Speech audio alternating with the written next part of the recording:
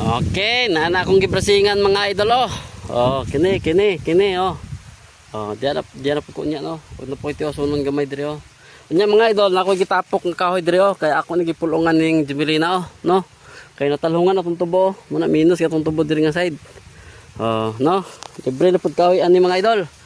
Oh, sa koto na po nako ni, dalon ko ito sa payag. Kay ano mo nako tigom no. Kay para pag malaya, ato na po ning bugaon.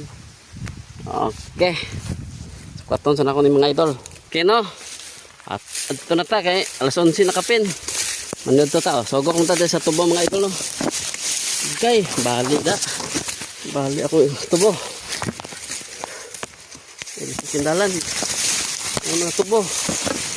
Ano? Sindalan mga idol kay tubo. Bali manggod, no.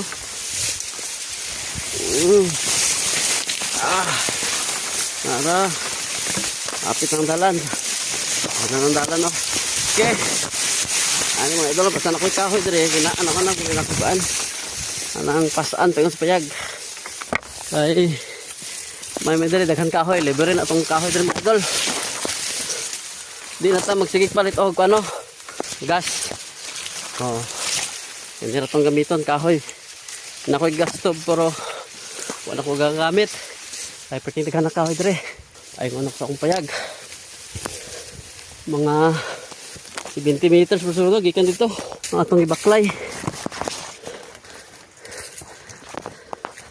Tapok na ako ni no, tapok pag makalugar bugaon ana ra kita mo tan kahoy dire mga idol. Kung ano mga sigmin ako. Ay grabe kainit. Kahapon no, napukon na dalang kahoy dire. Oo, nara oh. Ano yung mga laya na ni oh. Dire na ito, dapit ibutang. Kaya buhi pa kayo ni. Dire ra.